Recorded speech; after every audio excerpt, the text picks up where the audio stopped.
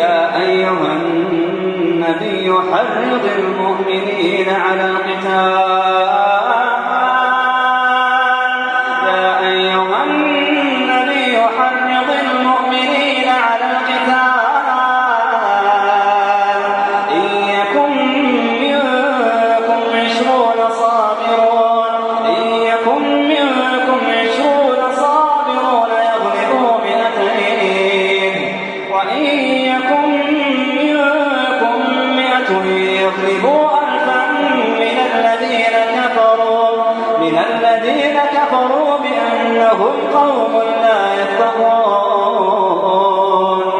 الآن خفف الله عنكم وعلم أن فيكم ضعفا فإن يكن منكم 100 صابرة يغلبوا 200 وإن يكن منكم 1000 يغلبوا 2000 بإذن الله والله مع الصابرين.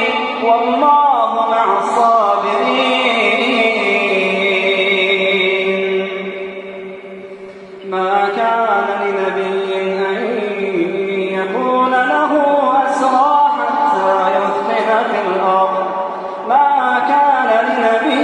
أن يكون له أسرى حتى يثخن في الأرض.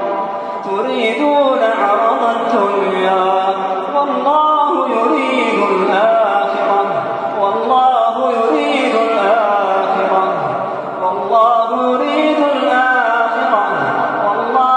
عزيز حكيم. لولا كتاب من الله سبق لمسكم فيما أخذتم عذاب عظيم. فكلوا مما غنمتم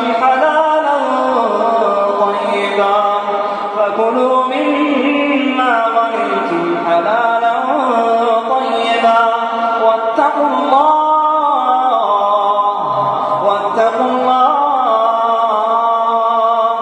إن الله غفور رحيم.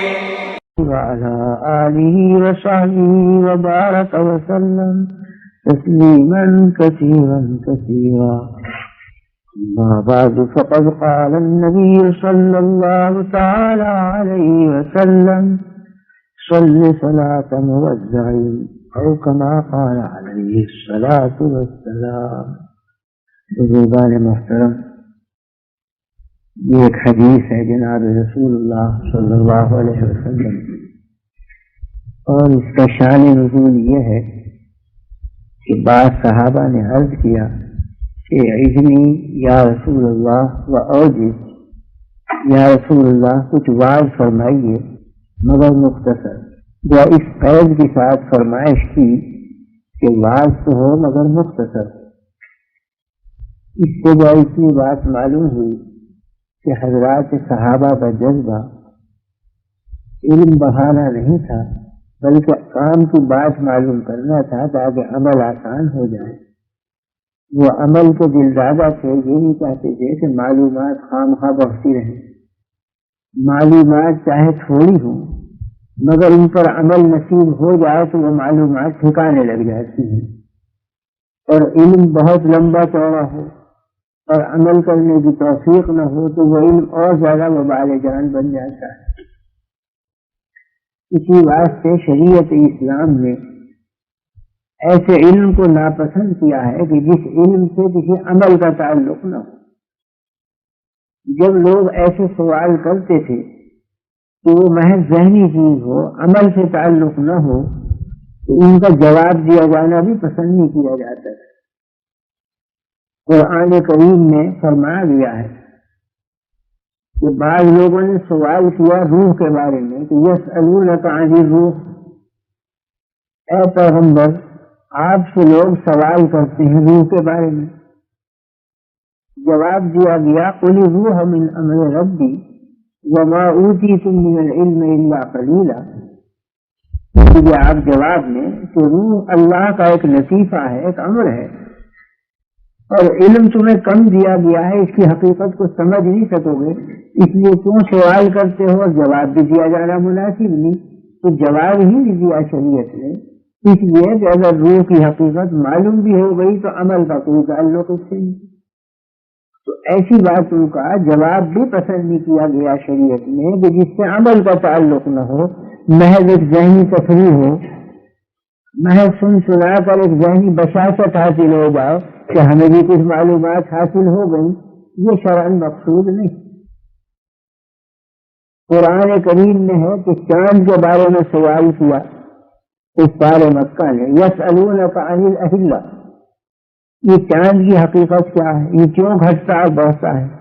پہلی تاریخ کو ایسا ہوتا ہے جیسے ٹوٹی ہوئی چوڑی، اور 14ویں رات کو ایسا ہو جاتا ہے جیسے ایک بڑا طواق اور لبن، اور پھر گھٹنا شروع ہوتا ہے کہ پہلی تاریخ سے 14 تک بڑھتا ہے، مکمل ہوتا ہے، پھر گھٹتا ہے اور اخیر میں غائب ہو جاتا ہے۔ تو سوال کیا کہ یہ کیوں ہوتا ہے، کیا قصہ ہے؟ یسألونک عن الأہلہ، جواب کیا دیا گیا؟ یہ جواب نہیں دیا گیا کہ اس کی حقیقت کیا ہے، کیوں گھٹتا ہے، کیوں بڑھتا ہے، اس واسطے کہ اس سے کسی عمل کا تعلق نہیں۔ اگر معلوم ہی ہو گیا کہ فلاں بنیاد ہے گھٹنے بڑھنے کی، اس سے ہمارے عمل میں کیا اضافہ ہو جائے گا، کیا زیادتی ہوگی؟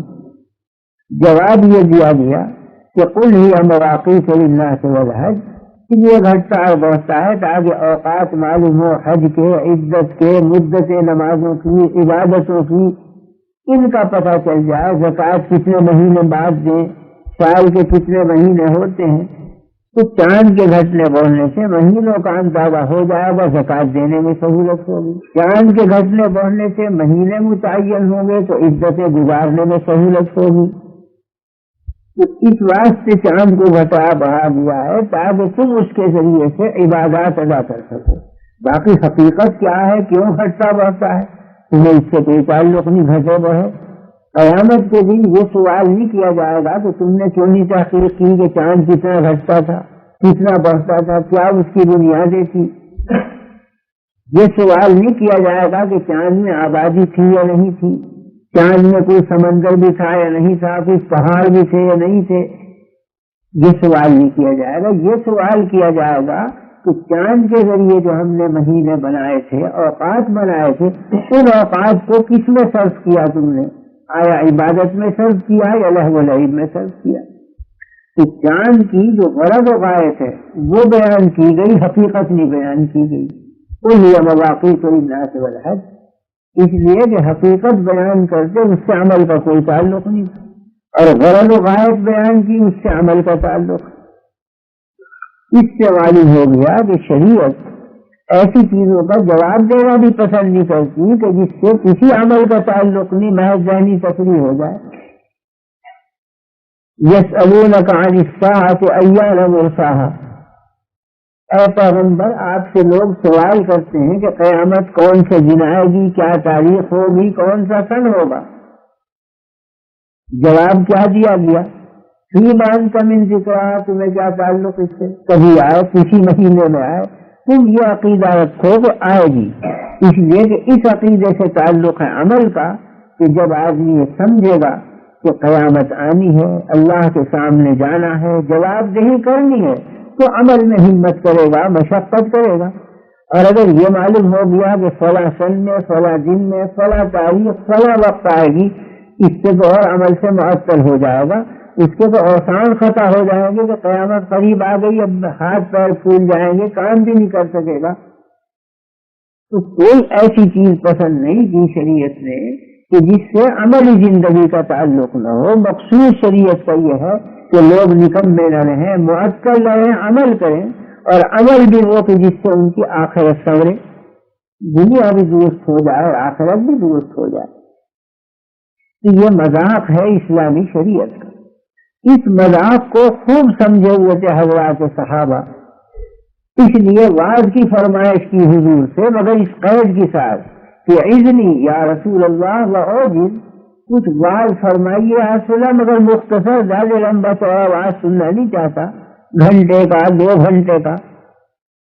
جیسے آج کل واز کے مفہوم میں داخل ہو گئی ہے مدت کہ جب تک 2 گھنٹے کا نہ ہو تو واز نہیں سمجھ، 1.25 گھنٹے کا نہ ہو واز نہیں سمجھتے، حالانکہ واز 5 منٹ میں بھی ہو سکتا ہے، 2 منٹ میں بھی ہو سکتا ہے، منٹ بھر میں بھی، بلکہ آدھے منٹ میں بھی، اس لیے کہ حضور نے جو اس کے جواب میں واز فرمایا وہ کیا تھا؟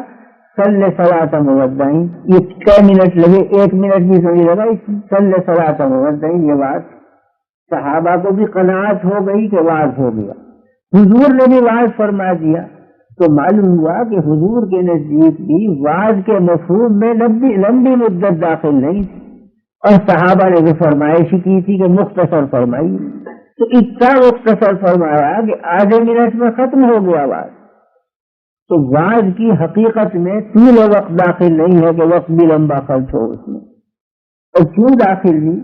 اس لیے کہ واز کی حقیقت یہ ہے کہ کوئی کام کی بات معلوم ہو جائے کہ جس سے آدمی اپنی دنیا آخرت درست کر سکے۔ تو یہ مذاق حضرات صحابہ میں خوب رچ چکا تھا، وہ لمبی چوڑی گفتگویں، لمبے چوڑے مواعظ اس کو پسند نہیں کرتے تھے، مختصر بات ہو کام کی۔ ایک صحابی حاضر ہوئے حضور کی خدمت میں اور عرض کیا یا رسول اللہ، کوئی ایسی چیز بتلا دیجئے کہ اسے کر لوں اور جنت میں پہنچ جاؤں، مجھے لمبی چوڑی بات کی ضرورت نہیں۔ آپ نے فرمایا کہ تعبد اللہ ولا تشرک بہ شیئا وتقیم الصلاۃ وتؤتی الزکاۃ وتصوم رمضان وتحج البیت ان استطعت الیہ سبیلا، اللہ کی عبادت کر، شرک کا نام نشان نہ ہو اس میں، نماز پڑھ، روزہ رکھ، زکوٰۃ دے، حج ادا کر۔ تو کہتا ہے کہ حل علیہ غیرہن، اس کے سوا بھی کچھ فرض ہے مجھ پہ؟ فرمایا لا الا ان تطوع، اس سے زیادہ فرض کچھ نہیں، نفلی طور پہ جو کر لے تجھے اختیار ہے۔ بس وہاں سے رخصت ہوا اور یہ کہتا ہوا چلا گیا کہ واللہ لا ازید علی ھذا ولا انقص، خدا کی قسم نہ اس میں زیادتی کروں گا نہ کمی کروں گا، میرے لیے کافی ہے عمر بھر کے بعد۔ جب چلا گیا آپ نے فرمایا کہ چلا گیا وہ شخص، عرض کیا چلا گیا، فرمایا کہ اگر کسی کو جنتی دیکھنا ہو دنیا میں تو اس شخص کو دیکھ لیے جا رہا ہے۔ یہ مذاق تھا حضرات صحابہ کا کہ بات مختصر ہو، کام کی ہو کہ جس سے عمل کرنا سہل ہو جائے۔ اس واسطے یہ واعظ کی فرمائش کی اور اس قید کے ساتھ کہ اذنی یا رسول اللہ و اوجز، نصیحت فرمائی اور مختصر۔ تو آپ نے کیسی مختصر نصیحت فرمائی؟ فرمایا صلی صلاۃ مودعین، ایسی نماز پڑھ کہ جیسے تجھے ہمیشہ کے لیے رخصت کیا جا رہا ہے، یہ تیری آخری نماز۔ بس یہ واعظ فرمایا۔ اگر اس ایک واعظ پر عمل نصیب ہو جائے ہمیں تو لمبے چوڑے واعظوں کی ضرورت نہیں، دنیا بھی درست ہو جائے آخرت بھی۔ اس لیے کہ آپ نے فرمایا کہ ایسی نماز پڑھ کہ جیسے تجھے ہمیشہ کے لیے رخصت کیا جا رہا ہے، یعنی جب نماز پڑھنے کھڑے ہو یہ سمجھ کر کھڑے ہو کہ شاید یہ آخری نماز ہے، معلوم نہیں اس کے بعد زندگی وفا کرے یا نہ کرے، نماز پڑھنا نصیب ہو یا نہ ہو، تو جتنا خشوع و خضوع کرنا ہے اس میں کر لوں، جتنا دل لگانا ہے وہ اس کے اندر لگا لوں۔ اس عقیدے سے، اس تصور سے جب پڑھے گا آدمی کہ یہ آخری نماز ہے تو پوری محنت صرف کر دے گا، دل بھی لگائے گا، آنکھیں بھی سجدہ پہ رہیں گی، خیالات بھی منتشر نہیں ہوں گے، ہم اصل متوجہ ہو جائے گا حق تعالی شانہ کی طرف۔ تو فرمایا کہ ایسی نماز پڑھ، ہر نماز کو یوں سمجھ کے پڑھ۔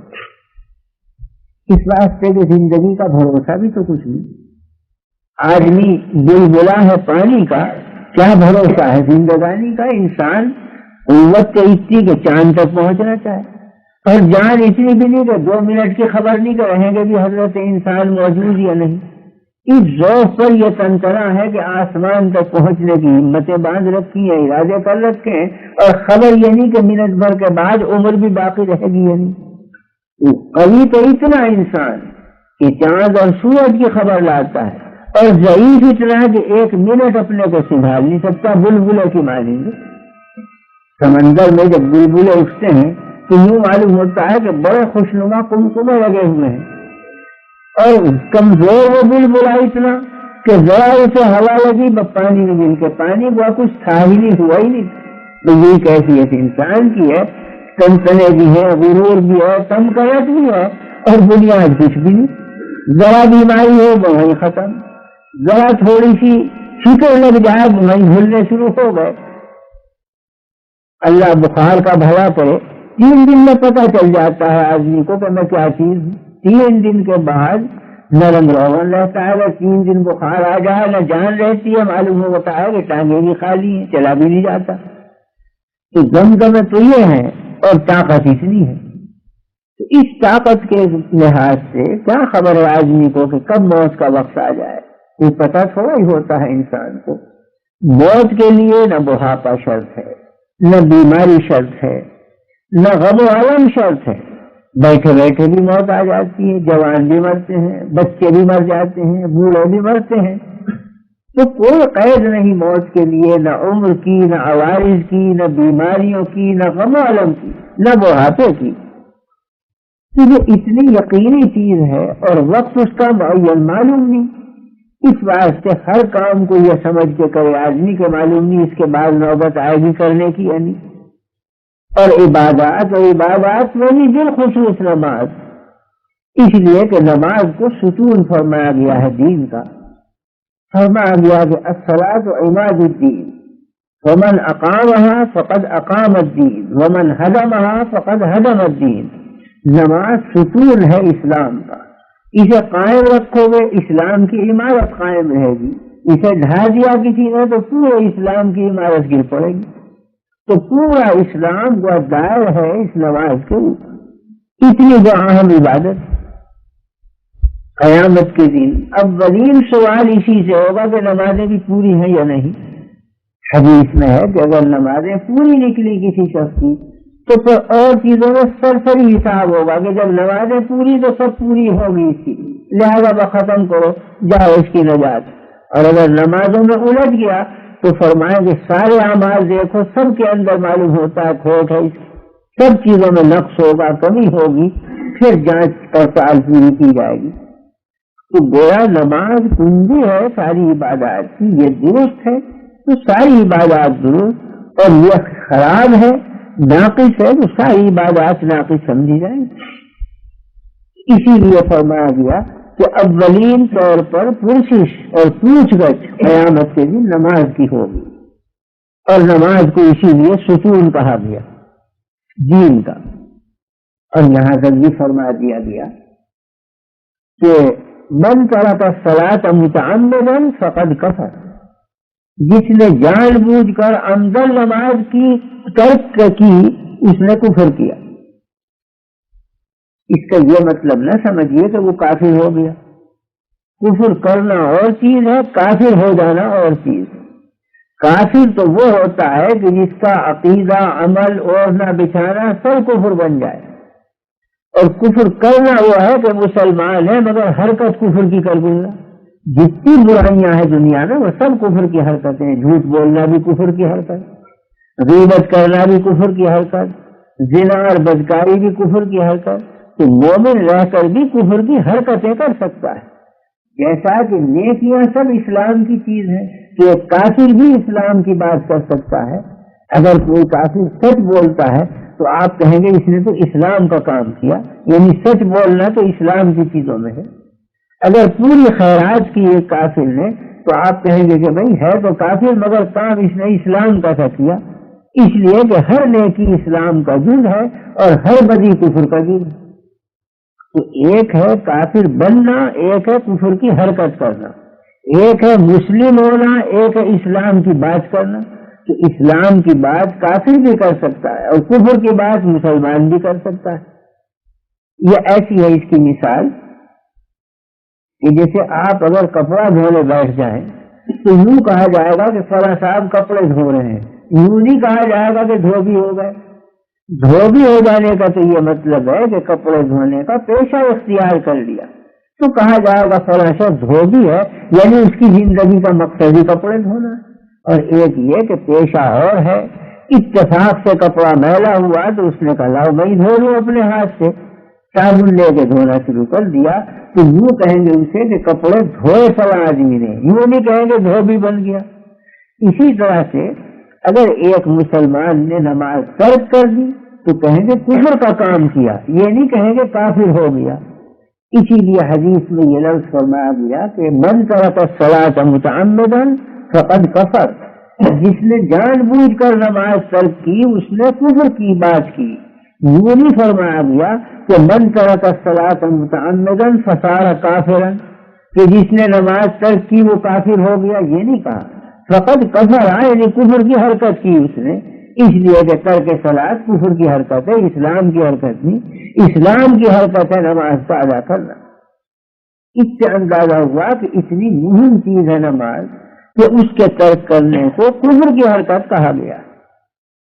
اور بعض علماء لکھتے ہیں کہ نہیں، کافری ہو گیا، اسے تجدید کرنی چاہیے، اسلام کی کلمہ پڑھنا چاہیے، اس لیے کہ اس نے جان بوجھ کر نماز ترک کی۔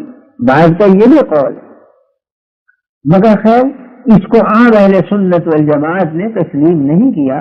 عام اہل سنت والجماعت کا مذہب یہی ہے کہ ترک نماز کفر یا حرکت ہے، کافر بن جانا نہیں ہے۔ البتہ نماز ترک کرنے پر سختی ہے تمام ائمہ کے یہاں۔ امام شافعی رحمۃ اللہ علیہ تو فرماتے ہیں اسے قتل کر دو جو جان بوجھ کر نماز ترک کرے۔ امام ابی حنیفہ فرماتے ہیں کہ اسے سزا دو، سزا اتنی دو کہ وہ توبہ کرنے پر مجبور ہو جائے، اور نہیں توبہ کرتا تو پھر سزا دو۔ اور سزا میں کوئی قید ہی لگائی، بیٹوں کی سزا ہو، مار پیٹ کی سزا ہو، قید کی ہو، جیل خانے بھیجنے کی ہو، ہر سزا اس میں داخل۔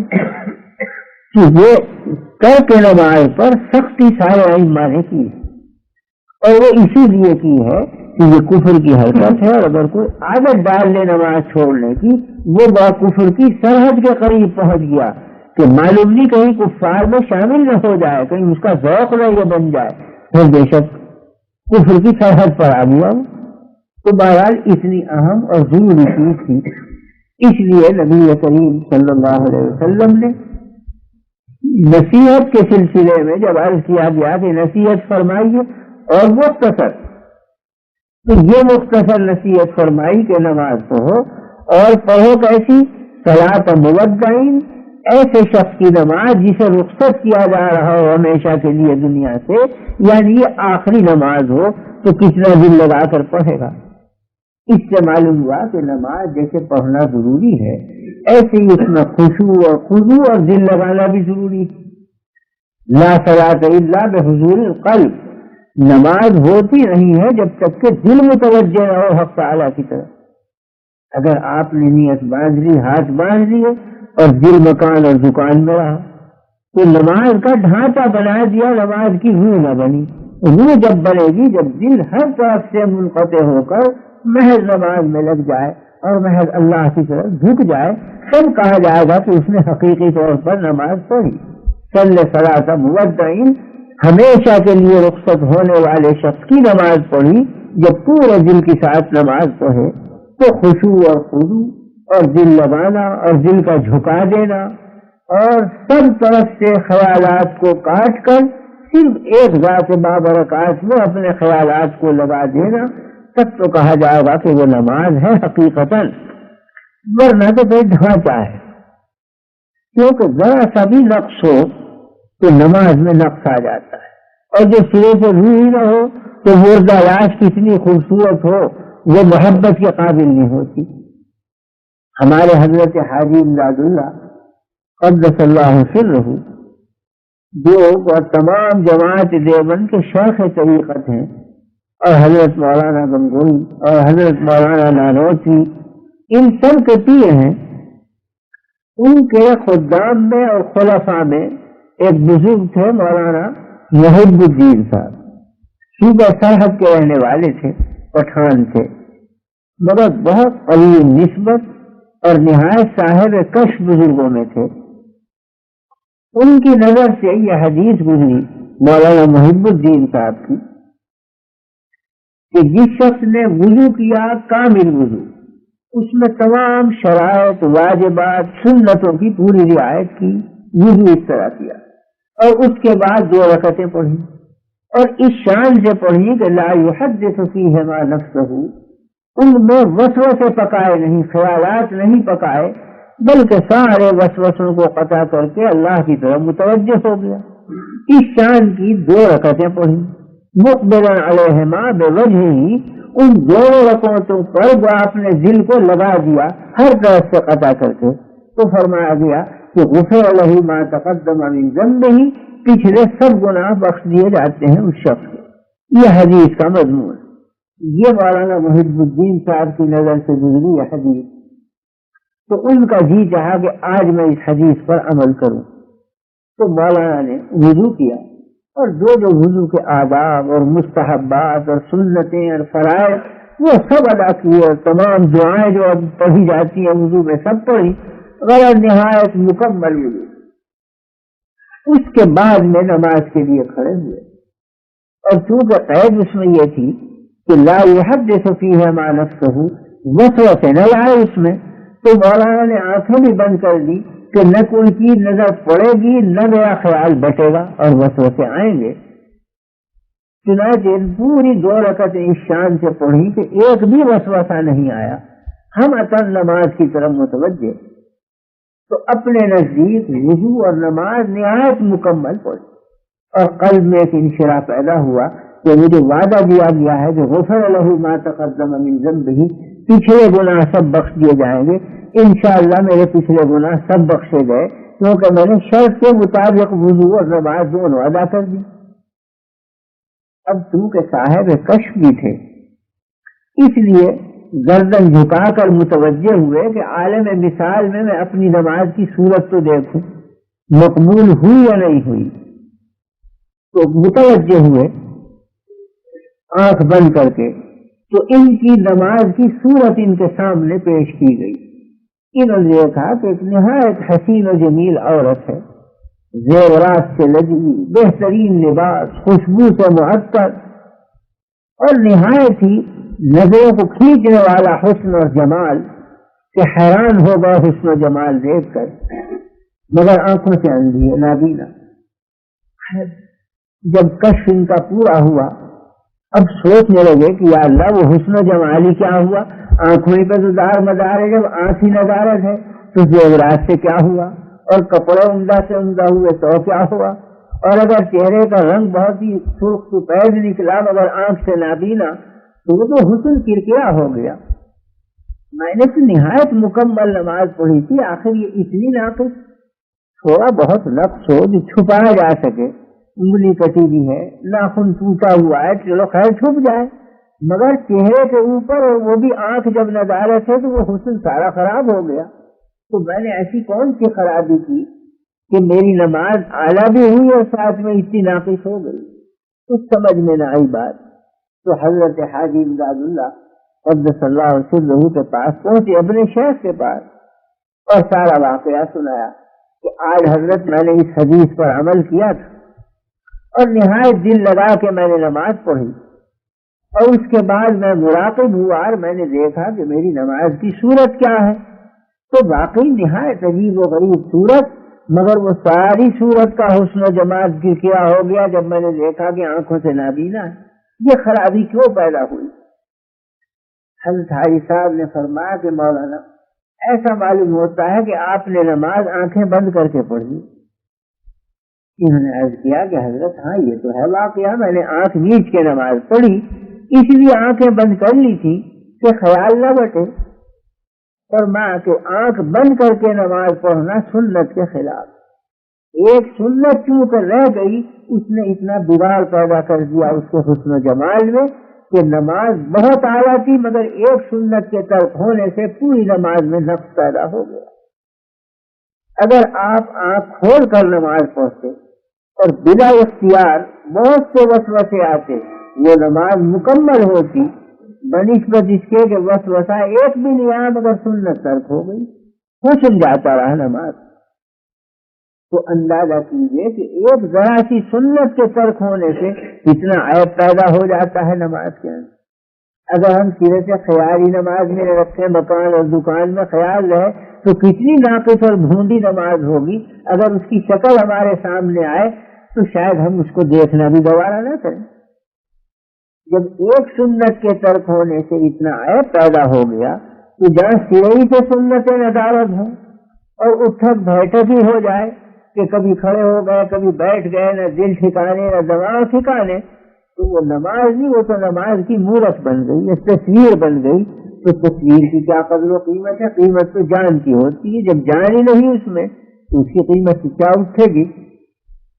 تو بہرحال اس سے اندازہ ہوا کہ نماز کے حسن و جمال کے لیے سنتوں کی پیروی، مستحبات کی پیروی، شرائط کا پورا کرنا، آداب کا پورا کرنا یہ نہایت ضروری ہے۔ جب یہ ساری چیزیں جمع ہوں گی تب کہا جائے گا کہ خشوع و خضوع سے آپ نے نماز پڑھی اور دل کو ہواتن آپ نے اللہ کی طرف لگا دیا، تب کہا جائے گا کہ نماز اس شخص کی پڑھی آپ نے کہ جسے ہمیشہ کے لیے رخصت کیا جا رہا ہے، ساری دماغ اور قلب کی قوت لگا دی اس نماز کو آراستہ کرنے میں۔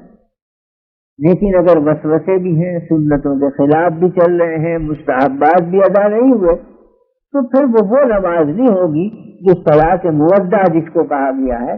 بس ایسی نماز ہوگی، مفتی فتویٰ دے دے گا کہ ہاں بھائی فرض ادا ہو گیا، آدھا تہائی ثواب بھی مل جائے گا، لیکن یہ کہ ترقی ہو درجات کی یا مقبولیت اللہ کے یہاں بڑھے، یہ نہیں ہے۔ وہ فرض ساقط ہو گیا گردن سے، بس زیادہ سے زیادہ یہ کہ مواخذہ نہیں ہوگا قیامت کے دن، لیکن یہ کہ کوئی آوبھگت ہو، کوئی ترقی ہو، یہ بھی نہیں ہوگا۔ اس واسطے فرمایا گیا کہ صلی صلاۃ مودعین، ایسی نماز پڑھو کہ جیسے تمہیں رخصت کیا جا رہا ہو ہمیشہ کے لیے، نہیں پورا دل لگا کے اس کے آداب کی رعایت کر۔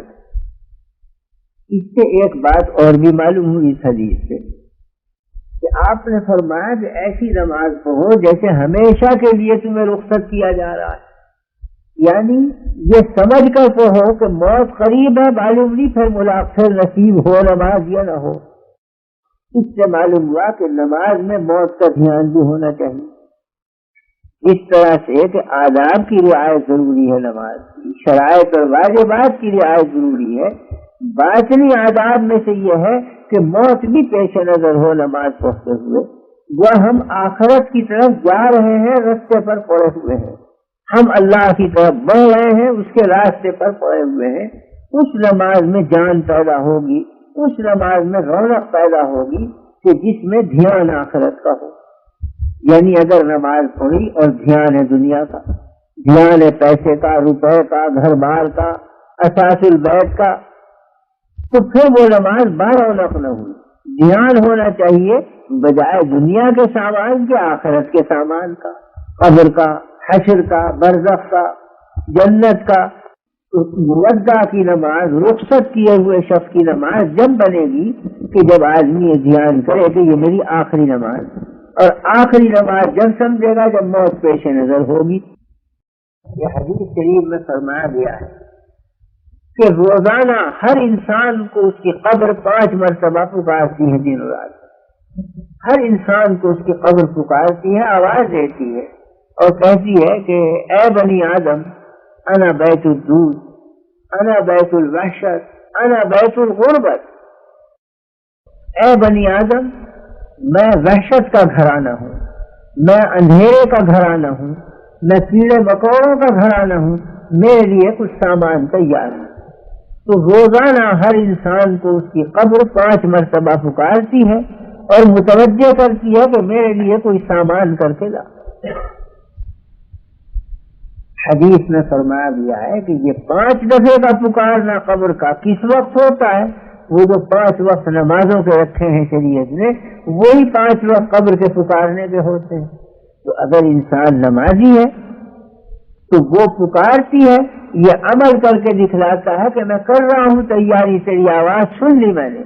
تو کہتی ہے کہ قبر میں اندھیرا ہے، میں چاندنے کا سامان کر رہا ہوں، نماز پڑھ رہا ہوں میں۔ اس لیے کہ نماز کو فرمایا گیا ہے کہ الصلاۃ نور، نماز روشنی ہے، تو اس روشنی کو میں قبر کے لیے لا رہا ہوں۔ تو نے جو کہا کہ انا بیت الظلمت، میں اندھیرے کا گھر ہوں، تو میں نے اندھیرے کا سامان کر لیا، میں تو نماز میں مشغول۔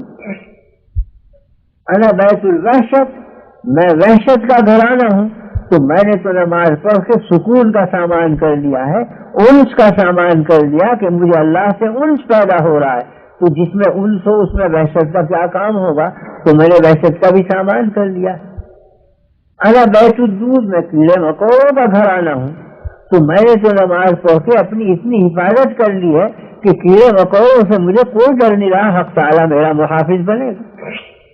تو 5 وقت پکارتی ہے قبر، اور پکارتی ہے ان اوقات میں جب نمازوں کا وقت ہو، تو انسان عملاً اسے جواب دیتا ہے کہ تو پکار رہی ہے، میں لبیک کہتا ہوں، میں تیاری کر رہا ہوں آخرت کی، تو نے اگر نصیحت کی تو میں بھی غافل نہیں ہوں، میں تو نماز میں مشغول۔ تو اس طرح سے ایک شخص نماز پڑھنے میں وہ اپنی آخرت کو یاد کرتا ہے، اپنی موت کو یاد کرتا ہے، اور جتنا موت کو یاد کرے گا اتنا ہی قلب میں خشوع اور خضوع پیدا ہوگا۔ اس واسطے کہ جتنا اس عالم کی یاد ہم کریں گے دل میں پراگندگی پیدا ہوگی، جتنی اس عالم کی یاد کریں گے دل میں سکون پیدا ہوگا، امن اور اطمینان پیدا ہوگا، بشاشت پیدا ہوگی۔ تو سامان یہ فرمایا گیا کہ 5 اوقات قبر کا پکارنا رکھا گیا نمازوں کے اوقات میں، اور ادھر نمازی کو حکم دیا گیا کہ تو نماز پڑھ، تو تیرا عمل ہی جواب ہو جائے گا۔ قبر متوجہ کرتی ہے، تو جواب دے رہا ہے کہ میں ہوں متوجہ۔ اور پھر قبر کے اندر خود یہ نماز کا جذبہ باقی رہے گا آدمی۔ حدیث میں ارشاد فرمایا گیا ہے کہ آدمی جب قبر میں لٹا دیا جاتا ہے اور منکر نکیر آتے ہیں سوال کرنے کے لیے، کہ 2 فرشتے آتے ہیں پوچھتے ہیں ور ربک، تیرا پروردگار کون تھا، وما دینک، تیرا طریقہ کیا تھا دنیا میں، ومن نبیک، تیرے پیغمبر کون تھے، یہ 3 سوالات کرتے ہیں۔ تو جس وقت یہ آتے ہیں 3 سوال کرنے کے لیے، اور 2 ملائکہ، اور ان کا نام ہے منکر نکیر، تو حدیث میں ہے کہ ہر انسان کو اس وقت یوں دکھلایا جاتا ہے کہ گویا آفتاب غروب ہونے کو ہے اور دھوپ پر زردی آ گئی ہے اور وقت اثر کا تنگ ہو رہا ہے، ہر شخص کو یوں نظر پڑتا ہے قبر میں۔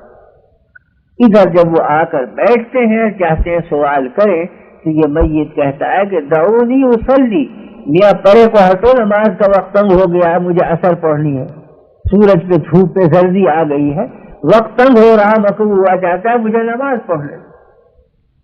ایک فرشتہ دوسرے کو دیکھ کر کہتا ہے کہ تم کس سے سوال کرتے ہو کہ تیرا رب کون تھا، یہ تو رب میں اتنا مشغول ہے کہ یہاں نماز پڑھنے کو تیار ہے، اس کے امتحان لینے کی کیا ضرورت ہے، یہ تو خود ہی نماز کا دل دادا ہے، خود ہی نماز میں مشغول ہے۔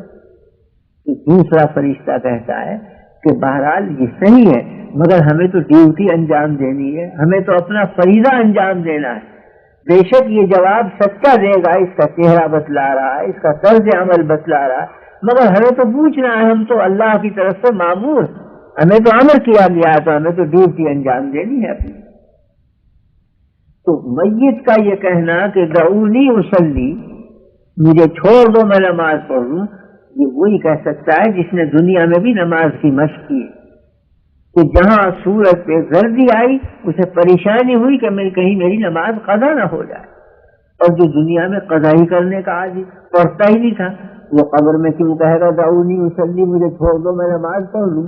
یہ تو وہ کہے گا جس نے دنیا میں عادت ڈالی ہے نماز پڑھنے کی، اور جس نے یہاں ترک کرنے کی عادت ڈالی ہے وہ کبھی ان کے سامنے نہیں کہے گا دعونی اصلی۔ تو بہرحال قبر کے اندر وہی چیز آدمی پر قائم رہتی ہے جو جس کی دنیا میں مستی ہو۔ حدیث میں ارشاد فرمایا گیا ہے کہ تحشرون کما تموتون وتموتون کما تحیون، تم حشر تمہارا اس حالت پر ہوگا جس حالت پر موت آئی، اور موت اس حالت پر آئے گی جس حالت پر زندگی گزاری۔ تو زندگی اگر گزاری ہے اللہ کے نام کے ساتھ تو مرتے وقت بھی اللہ کا نام زبان پہ ہوگا، قبر سے اٹھتے وقت بھی اللہ ہی کا نام زبان پہ ہوگا۔ اور اگر معاذ اللہ زندگی گزاری ہے خرافات میں، عادت ڈال دی ہے برے بھلے گالم گلوچ کی، تو اندیشہ ہے کہ مرنے کے وقت بھی وہی کلمات زبان پہ جاری ہوں، اور قبر سے اٹھ کر بھی وہی کلمات جاری ہوں۔ قبر سے اٹھ کر آدمی وہی کلمات ادا کرے گا جو مرتے وقت زبان پہ۔ حدیث شریف میں ہے کہ اگر حج کرتا ہوا کوئی شخص انتقال کر جائے، لبیک کہہ رہا تھا اور اونٹ سے گرا انتقال کر گیا، تو میدان محشر میں جب قبر سے اٹھے گا تو لبیک لبیک اس کی زبان پر جاری ہوگا، گویا وہ حج کے لیے جا رہا ہے۔ آگے جا کے پتہ چلے گا کہ تو میدان محشر ہے، میں سمجھ رہا تھا میدان عرفات ہے، میں سمجھ رہا تھا کہ یہ مینا اور مزدلفے کا میدان ہے، یہ تو قیامت کا میدان نکلا۔ وہ اتنا وہ محب ہوگا اپنی حالت میں جو موت کے وقت تھی کہ قبر سے اٹھ کر بھی وہ اسی حالت میں گزارے گا، وہی کلمات کہتا وہ اٹھے۔ مجاہد جس نے جان دی ہے اللہ کے راستے میں اور گردن اپنی کٹوا دی، تو حدیث میں ہے کہ وہ قیامت کے دن اٹھے گا اس شان سے کہ سر اس کی ہتھیلی پر ہوگا اور رگوں میں سے خون بہ رہا ہوگا اور فریاد کرتا ہوا جائے گا اللہ کی طرف کہ اللہ میرے قاتل سے پوچھئے کہ مجھے کیوں قتل کیا اس نے، میں تو آپ کا نام بتلانے کے لیے چلا تھا، میں نے کوئی گناہ تو نہیں کیا تھا، پوچھئے میرے قاتل سے کہ مجھے کیوں قتل کیا۔ تو اس دن میں شہید کو اس شان سے نہیں اٹھایا جائے گا کہ وہ صحیح سالم ہو، سر کٹا ہوا اٹھے گا، سر ہتھیلی پر ہوگا۔ جس حالت میں وہ انتقال ہوا تھا وہی کیفیت ہوگی میدان محشر میں اٹھتے ہوئے۔ وہاں یہ نہیں ہے کہ اس کو صحیح سالم بدن کے ساتھ اٹھائیں گے، ہاں تکلیف کچھ نہیں ہوگی اسے، یہ صحیح ہے۔ میدان محشر میں فریادی بن کر چونکہ آئے گا، اس واسطے وہی کیفیت اس کی قائم رکھیں گے جو مرتے وقت تھی کہ سر بھی الگ ہے، دھڑ بھی الگ ہے، خون بھی بہ رہا ہے لوگوں سے، تاکہ اس کی فریاد نہایت مکمل ہو اور وہ حق تعالیٰ سے سوال کرے کہ اللہ میرے قاتل سے پوچھئے کہ مجھے کیوں قتل کیا۔ تو جس حالت میں مرتا ہے آدمی اسی حالت میں اس کا حشر ہوتا ہے۔ نماز پڑھتے ہوئے مرا ہے تو وہ نماز ہی پڑھتا ہوا اٹھے گا، تسبیح پڑھتے ہوئے انتقال کیا ہے تو تسبیح پڑھتا ہوا اٹھے گا، حج کرتے ہوئے انتقال کیا ہے تو حج ہی کرتا ہوا اٹھے گا، اور شہید بنا ہے، شہادت کے ساتھ انتقال ہوا تو وہ شہادتی گرم میں قیامت کے دن اٹھے گا۔ تو تحشرون کما تموتون وتموتون کما تحیون، حشر تمہارا اس حالت میں ہوگا جس حالت میں موت آئی، اور موت اس حالت میں آئے گی جس حالت میں زندگی گزاری ہے۔ تو یہ ساری زندگی در حقیقت مشق کرنے کے لیے ہے آخری وقت کے بعد، اور وہ آخری وقت مشق کرنے کا ہے تاکہ میدان محشر کی جو زندگی شروع ہو تو اس کیفیت سے شروع ہو۔ تو اللہ کے نام پہ زندگی گزاری ہے تو وہاں کی زندگی بھی اللہ ہی کے نام سے شروع ہوگی، اور خدا نخواستہ یہاں برائی سے زندگی گزاری وہی برے جذبات وہاں ہوں گے، وہی برے جذبات سامنے آئیں گے۔ اس واسطے آپ نے ارشاد فرمایا کہ صلی صلاۃ مودعین، ایسی خشوع سے نماز پڑھو کہ جیسے یہ آخری نماز ہے، کہ واقعی اگر آخری وقت ہو جائے تو قیامت کے دن اسی نماز پڑھتے ہوئے حالت میں اٹھو اور حق تعالیٰ دیکھ لیں کہ یہ تو بڑا پکا نمازی میدان محشر میں بھی نمازی میں مشغول۔ چنانچہ شہداء کے بارے میں فرمایا گیا حدیث میں کہ شہید تمنا کیا کرے گا؟ تمنا یہ کرے گا کہ اللہ اتنا موقع دیجئے کہ میں آپ کے راستے میں پھر ایک دفعہ گردن کٹاؤں اور آپ کا نام بلند کروں، یہ جذبہ ہوگا۔ ہمارے حضرت حاجی امداد اللہ قدس اللہ سرہ سے نے فرمایا ایک دن کہ اگر قیامت کے دن حق تعالی نے مجھ سے پوچھا کہ اے امداد اللہ مانگ کیا مانگتا ہے، تو میں تو یہ عرض کروں گا کہ نہ مجھے حوروں کی ضرورت، نہ مجھے جنت کی ضرورت، نہ مجھے محلات کی ضرورت، مجھے تو اپنے عرش کے نیچے 1.5 گز مصلے کی جگہ دے دیجیے کہ میں نماز پڑھنے میں مشغول ہو جاؤں۔ اس درجہ گویا نماز کے ساتھ شغف تھا کہ وہاں میدان محشر میں عرش کے نیچے جا کے بھی انہیں نمازی کی سوچ۔ اس واسطے کے حضور فرماتے ہیں حدیث میں کہ جعلت قرۃ عینی فی الصلاۃ، نماز میں میری آنکھوں کی ٹھنڈک ہے، میں جب نماز پڑھتا ہوں تو میری آنکھیں ٹھنڈی ہوتی ہیں، یعنی روح میں تازگی اور روح میں بشاشت پیدا ہوتی ہے۔ تو یہ ایک عظیم الشان لذت ہے، جو لوگ اس لذت کو پاتے ہیں وہی جانتے ہیں، دوسروں کو پتہ نہیں چلتا، وہ تو سمجھتے ہیں کہ کچھ اٹھک بیٹھک کر رہے ہیں یہ، لیکن ان پر جو کیفیت گزر رہی ہے وہ وہی جانتے ہیں جن پر گزر رہی ہے۔ اب اگر خواب میں کوئی شخص یوں دیکھے کہ میں بادشاہ ہو گیا ہوں اور ہزاروں سپاہی میرے سامنے زرق برق لباس پہنے کھڑے ہوئے ہیں اور نظریں گزر رہی ہیں اور سینکڑوں غلام ہاتھ باندھے بستہ ہیں، اور وہ بشاش ہو رہا ہے خواب میں اور مسرور، لیکن جو باہر کھڑا ہوا دیکھ رہا ہے وہ تو یہ دیکھتا ہے کہ 1.5 گز کی چارپائی پہ ایک آدمی خر خر کرتا ہوا سو رہا ہے، نہ اس کے سامنے کوئی بادشاہت ہے، نہ تاج سلطنت ہے، نہ تخت ہے، مگر جس پر گزر رہی ہے اس سے پوچھو اسے کیا لذت آ رہی کہ وہ تو بادشاہ بنا بیٹھا ہے، فوجیں اس کے سامنے۔ اسی طرح سے نماز میں جو پوری دھیان سے پڑھتے ہیں ان پر جو لذت آتی ہے، ان کی روح پر جو کیفیات گزرتی ہیں، وہ باہر والے نہیں سمجھ سکتے۔ باہر والے تو یوں دیکھتے ہیں کہ ایک شخص کھڑا ہو گیا، پھر جھک گیا، پھر ناک پیشانی زمین پہ رکھ دی، کچھ حرکتیں نظر آتی ہیں۔ وہ جو حرکتوں کے اندر کیفیات ہیں وہ تو وہی جانتا ہے جس کے اوپر گزر رہی، دوسرا کب سمجھ سکتا ہے اس کیفیت کو؟ بلکہ اگر یہ بتلانا بھی چاہے اس کیفیت کو تب بھی نہیں سمجھا سکتا۔ کیفیت بتلانے کی چیز نہیں، وہ تو گزرنے کی چیز ہے۔ اگر کوئی بچہ 7 برس 8 برس کا نابالغ بچہ آپ سے یوں پوچھے کہ جوانی میں کیا لذت ہوتی ہے تو آپ کیا بتلا دیں گے؟ اسے کتنی لمبی چوڑی تقریر کرے وہ سمجھ ہی نہیں سکتا۔ آپ یوں کہیں گے کہ بیٹا 8-10 برس کا انتظار کرو، جب جوان ہو جاؤ گے تمہیں پتہ چل جائے گا کہ جوانی میں کیا کیفیت، میں کس طرح بتلا دوں تمہیں۔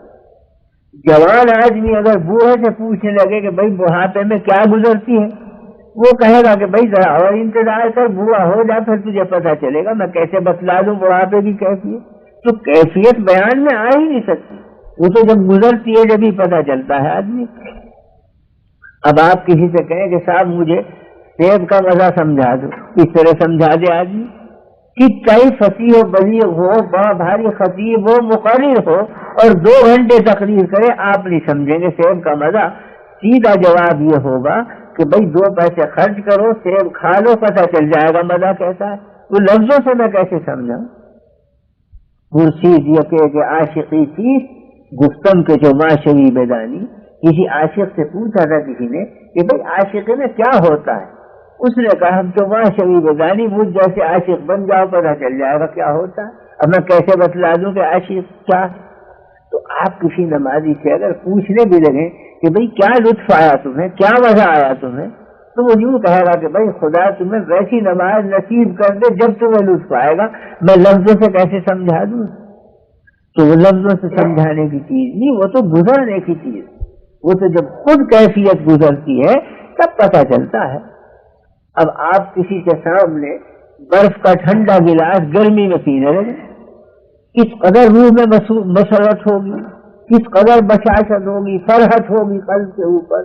گرمی شدید تھی اور سرد پانی پہنچا تو معلوم ہوا کہ جیسے سوکھتے ہوئے درخت کی جڑ میں پانی دے دیا تو تازگی پیدا ہو گئی۔ لیکن دوسرا اگر یوں کہے بھائی کیا گزری تمہارے اوپر، تو کیا سمجھا دیں گے آپ؟ کہیں گے کہ بھائی اس کے سوا کوئی صورت نہیں کہ تو بھاگ کر آ، خوب گرم آ جا اور اس کے بعد میں تجھے برف پلاؤں، تب تجھے پتہ چلے گا کہ کیا کیفیت۔ تو کیفیات ہمیشہ گزرنے سے سمجھ میں آتی ہے، الفاظ سے سمجھ میں نہیں آتی۔ اسی طرح سے حضور فرماتے ہیں کہ جعلت قرۃ عینی فی الصلاۃ، میری آنکھوں کی ٹھنڈک ہے نماز میں۔ مجھ پر جو کیفیات گزرتی ہیں بس وہ میں ہی جانتا ہوں، تو وہ بچانے کی چیز نہیں ہے، وہ برتنے کی چیز ہے، جس پر گزرے گی وہ جانے گا۔ تو اس کو فرماتے ہیں کہ جو کیفیت اگر تم حاصل کرنا چاہتے ہو تو ہر نماز کو اس انداز سے پڑھو کہ جو ہے صلاۃ مودع ہے، ہمیشہ کے لیے تمہیں رخصت کیا جا رہا ہے اور تم یہ سمجھ کے پڑھ رہے ہو کہ یہ آخری نماز ہے۔ تو انتہائی دل لگا کے، انتہائی قلب کی کیفیت سے، انتہائی گرویدگی سے اور فنائیت کے ساتھ تم نماز پڑھو گے تو تم پر کیفیات آئیں گی اور اس وقت تمہیں لطف اور لذت معلوم ہوگا، ورنہ بتلائے کہ یہ لذت نہیں آ سکتی۔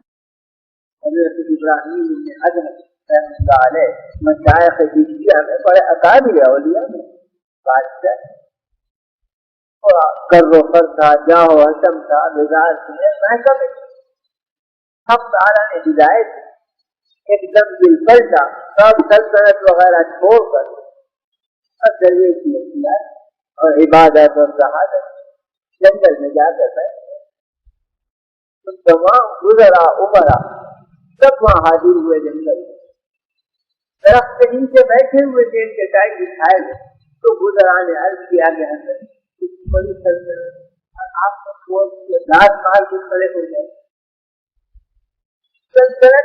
اندر بھی تو آپ عبادت کر سکتے ہیں. آپ اس کوٹ سال کو جنگل میں آنے سے کیا فائدہ؟ سلطنت تو بہت بڑی چیز ہے. آپ سے ایسی آسانی سے فرما کہ تمہیں پتا نہیں سلطنت کون سی ملی ہے اسے چھوڑنے کے بعد.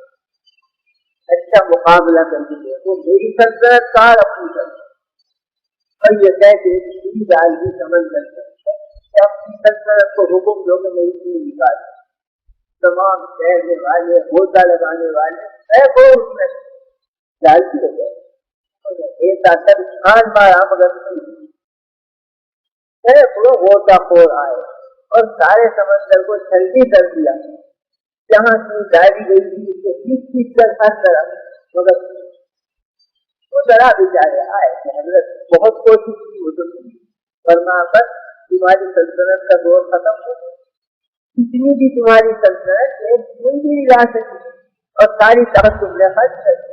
ہزاروں روپیہ ہوتا خوروں کے اوپر خرچ کیا اور اس فن سے بڑے ماہر جمع کیے تھے اور سارا اپنا زور لگا دیا اور اب میری سلطنت یہ کہہ کے دریا کی طرف اشارہ کیا اور خطاب کیا مچھلیوں کو کہ میری سوئی لا گئی. تو بات یقین کہ سینکڑوں مچھلیاں آئیں اور ان دکانوں پہ اور منہ میں ایسے سوئی سونے کی اور چاندی کی کہا گئی وہی میری لوہے کی سوئی لا گئی. پھر آخر ایک مچھلی نے لا گئی یہ بھی فرما یہ فرق ہے میری سلطنت میں تمہاری سلطنت کہ تم نے سارا زور لگا دیا سننے میرے ایک کہنے سے ہزاروں سننے آ گئے سونے چاندی اور جو میری اصلی چیز تھی وہ بھی آ گئی. یہ ہے میری طاقت.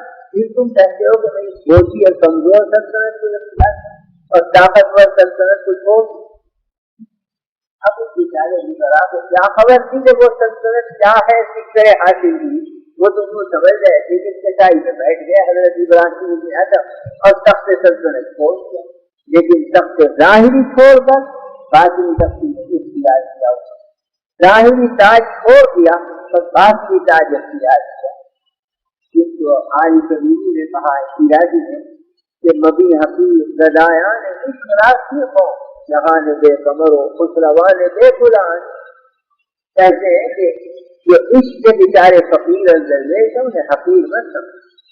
وہ ظاہر میں پھٹے پرانے کپڑے ہیں معمولی کپڑے ہیں ہاتھ بات نہیں ہے مگر حقیر مت سمجھو. یہ بادشاہ ہیں وہ کمر پہ پٹکا بندھا ہوا نہیں اور یہ بادشاہ ہیں وہ ان کے سروں پر تاج رکھا ہوا نہیں. بے تاج کے بادشاہ ہیں بے پٹکے کے شہنشاہ ہیں مگر تمہارے بادشاہوں سے کہیں زیادہ طاقتور ہے. بادشاہ ان کی گدیوں پر جا کر جھکتے ہیں لیکن درویش آ کے بادشاہوں کی گدیوں پہ نہیں جھکتا.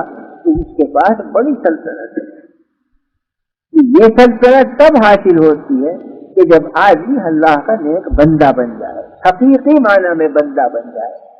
اور بندگی اور عبدیت حاصل ہوتی نہیں جب تک کہ اللہ اور بندے کا تعلق درست نہ ہو. اور تعلق درست کرنے کے لیے یہ نماز پڑھی جاتی ہے. اللہ سے تعلق قائم نہیں ہو سکتا جب تک کہ نماز کی پوری مسئلہ نہ ہو. زکوٰۃ آپ ادا کریں گے ثواب ملے گا نیت کی خوبی سے مگر تعلق درست ہوگا مخلوق. جتنا صدقہ اور خیرات کریں گے مخلوق کا رابطہ آپ سے قائم ہو جائے گا. لیکن نماز پڑھنے سے اللہ سے تعلق قائم ہوتا ہے. جتنی عبدیت جتنی بندگی جتنی غلامی جتنی ذلت اختیار کریں گے اللہ کے آگے اتنا اللہ کی رحمتیں متوجہ ہوں گی. تو نماز کے بارے میں فرمایا گیا اس حدیث میں کہ صلی نماز پڑھو کیسی صلاۃ مودعین ایسی جیسے رخصت کیے ہوئے آدمی کی نماز.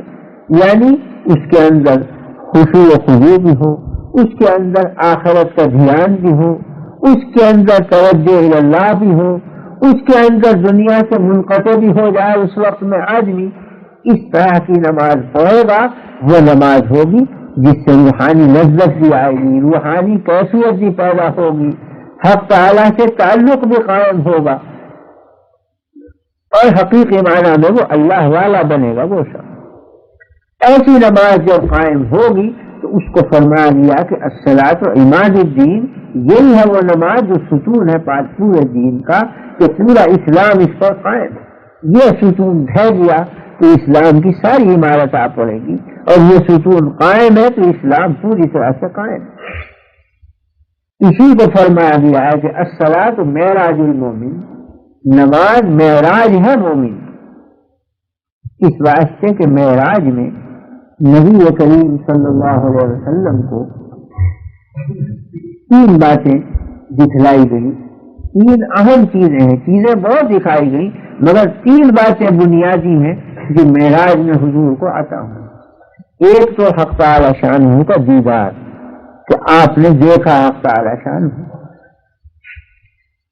کس طرح سے دیکھا، آنکھ سے دیکھا یا قلب سے دیکھا، یہ اختلاف ہے صحابہ میں، مگر اس پر سب متفق ہیں کہ دیکھا۔ کہ سب سے پہلی چیز تو یہ کہ دیدار خداوندی نصیب ہوا آپ کو معراج میں۔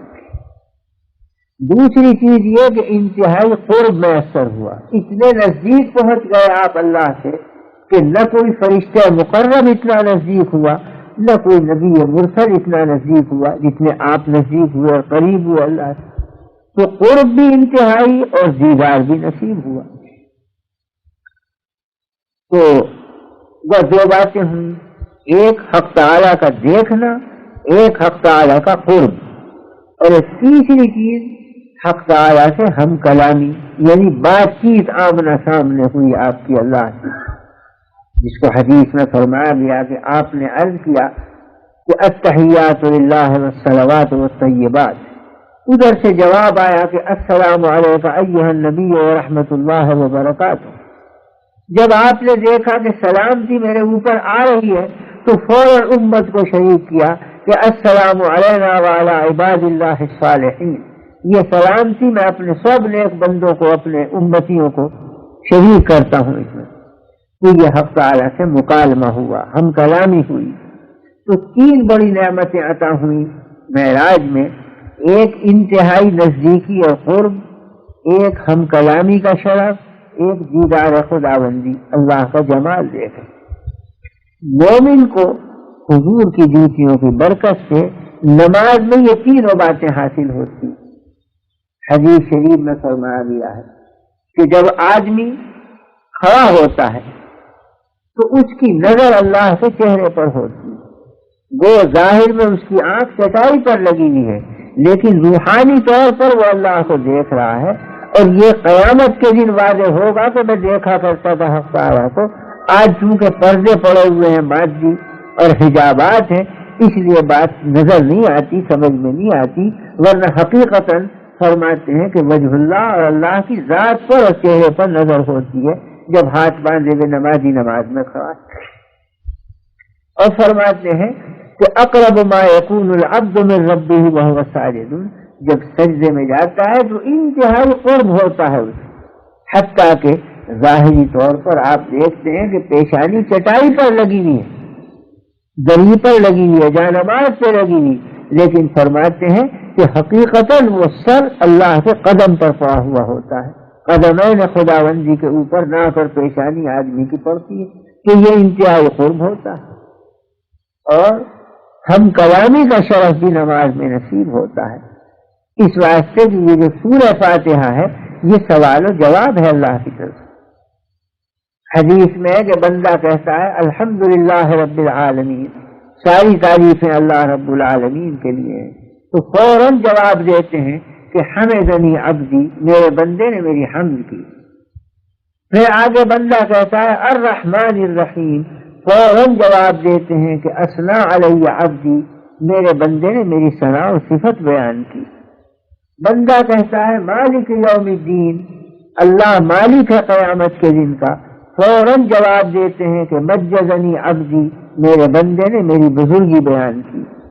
پھر بندہ کہتا ہے ایاک نعبد و ایاک نستعین، ہم تو آپ ہی کی عبادت کرتے ہیں، آپ ہی سے مدد چاہتے ہیں، تو فرماتے ہیں فوراً جواب میں کہ ھذا بینی و بین عبدی، یہ میرا اور میرے بندے کے درمیان کا ایک معاملہ ہے کہ وہ عابد ہے میں معبود ہوں، وہ نیاز مند ہے میں اس کا آقا ہوں، یہ میرا اور میرے بندے کے درمیان کا معاملہ ہے۔ پھر آگے کہتا ہے بندہ اہدنا الصراط المستقیم، اے اللہ مجھے سیدھے راستے کی ہدایت کر دے، تو فوراً جواب دیتے ہیں کہ ھذا بینی و بین عبدی ولعبدی ما سأل، یہ میرا اور میرے بندے کے درمیان کا معاملہ ہے، اور بندہ جو مانگتا ہے میں نے دیا اسے۔ یہ ہدایت مانگتا ہے، میں نے دے دی ہدایت دی۔ اور ہدایت کیا ہے؟ وہ قرآن شریف ہے۔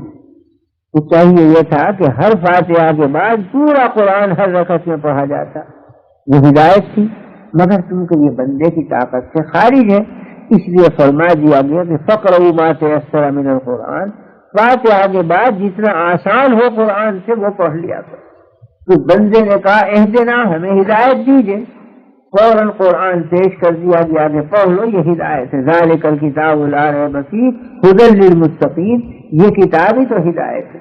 تو جواب میں ہدایت مل جاتی۔ تو جس طرح سے کہ معراج میں حضور کو ہم کلامی اللہ سے نصیب ہوئی تھی، آپ کی جوتیوں کے برکت سے ہر مومن کو ہم کلامی نماز میں نصیب ہوتی ہے۔ آپ نے اللہ کو دیکھا، مومن کو اپنی نماز میں نگاہ ہوتی ہے مومن کی اللہ کے چہرے کے اوپر۔ آپ انتہائی قریب ہوئے اللہ سے۔ حدیث میں ہے کہ نماز میں سجدے میں جا کر انتہائی قریب ہوتا ہے بندہ اپنے خدا سے۔ تو انتہائی قرب بھی ملا، دیدار بھی ملا، ہم کلامی بھی ملی۔ کہ جو معراج میں حضور کو دیا گیا، حضور کی جوتیوں کی برکت سے امتیوں کو بھی دیا گیا۔ اس لیے فرمایا گیا کہ الصلاۃ معراج المومن، نماز معراج ہے در حقیقت مومن۔ تو جب اس میں اتنی شانیں تھیں کہ معراج یہ ہے مومن کی، آنکھوں کی ٹھنڈک اس نماز میں ہے، اللہ سے تعلق اس نماز سے ہوتا ہے، قیامت کے دن پہلا سوال نمازی کا ہوگا، مشرک اور مومن کے درمیان میں فرق نمازی سے ہوگا، ترک نماز سے کفر عائد ہوتا ہے۔ اس لیے آپ نے تاکید فرمائی کہ جب نماز پڑھو تو وہ پڑھو کہ حقیقی نماز ہو، صلی صلاۃ مودع۔ اس صحابی نے سوال کیا تھا کہ علمی یا رسول اللہ، اور نصیحت فرمائیے المختصر۔ آپ نے اس کی مختصر نصیحت فرمائی، صلی صلاۃ مودع۔ یہ تو میں نے تفسیر کر دی، لیکن صحابہ تو اس اجمال سے ہی سب کچھ سمجھ گئے تھے، ان کے سامنے لمبی چوڑی تقریر کی ضرورت نہیں تھی۔ ہماری چونکہ صلاحیتیں کم ہو گئیں، استعدادیں کم ہو گئیں، اس لیے ہندی کی تندی کر کے بتلانی پڑتی ہے، اور صحابہ کا فہم نہایت بلند تھا، ایک جملہ کہتے وہ اخیر تک کی بات سمجھ جاتے، تو ان کے لیے 1 منٹ کا وعظ کافی تھا، ہمارے لیے آدھ گھنٹے کے وعظ کی ضرورت پڑتی ہے، 1 گھنٹے کی، تاکہ سمجھائی جا سکے۔ اس وقت میں نے خود کوئی وعظ نہیں کہا، بلکہ وعظ سنایا نبی کریم صلی اللہ علیہ وسلم کا کہ کیسا مختصر وعظ فرمایا۔